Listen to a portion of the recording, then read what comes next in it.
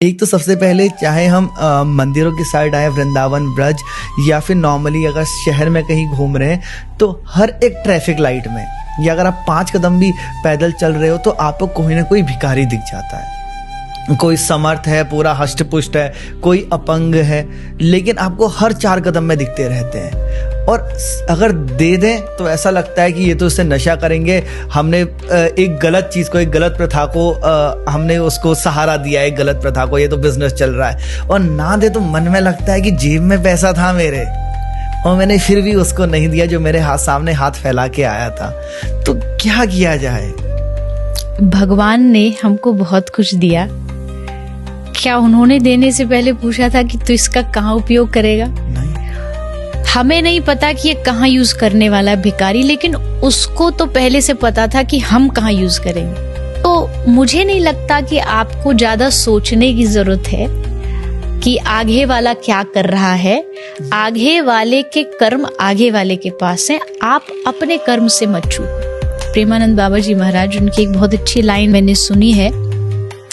बाबा ने कहा कि कोई पूछ रहा था कि बाबा लोग हमारी अच्छाई का फायदा उठा लेते हैं। तो बाबा ने हंस के कहा कि ये तो तुम्हारे लिए बड़ी अच्छी बात है कि लोग तुम्हारा फायदा उठा पा रहे हैं। तुमको भगवान ने इतना बनाया कि तुम किसी के लिए फायदे के लिए काम आ रहे हो, इसमें नेगेटिव क्या है?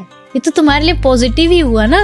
बहुत सुंदर कि लोग हमारी अच्छाई का फायदा, अरे तुम फायदा उठाने दो, तुम किसी के लिए फायदेमंद हो। तुमको ये सोच के नाचना चाहिए। जैसे एक बस जा रही है, एक आदमी विंडो की साइड बैठा है और एक विंडो से दूसरी साइड में बैठा है। एक भिखारी विंडो पे खड़ा होके भीख मांग रहा है। जो विंडो वाला व्यक्ति है वो नहीं दे रहा, पर जो उधर वाला बैठा उसके मन में आया, उसने 50 रुपए निकाले और वो भिखारी को देना चाहता था, पर उसका हाथ वहां तक पहुंच नहीं रहा। तो उसने जो विंडो वाला आदमी था उसको दे दिया कि तू दे दे भैया। उसने जब वो 50 रुपए भिखारी को दिए तो भिखारी ने क्या सोचा, कौन दे रहा है? यही जो विंडो वाला, ये विंडो वाला है। और वो दुआ किसको दे रहा है? भगवान आपको दुआ है, भगवान आपने बड़ा अच्छा किया, भला किया। पर देने वाला विंडो वाला नहीं है, विंडो वाला बस पास कर रहा है, देने वाला कोई और है। ठीक ऐसे ही आप जो दे रहे हो वो बस आप पास कर रहे हो। भगवान सीधा नहीं दे सकते थे, इसलिए उन्होंने आपका हाथ आगे बढ़वा दिया, क्योंकि उनका हाथ यहाँ तक पहुंच नहीं रहा। उन्होंने मनुष्य बनाया और कहा तू मदद कर।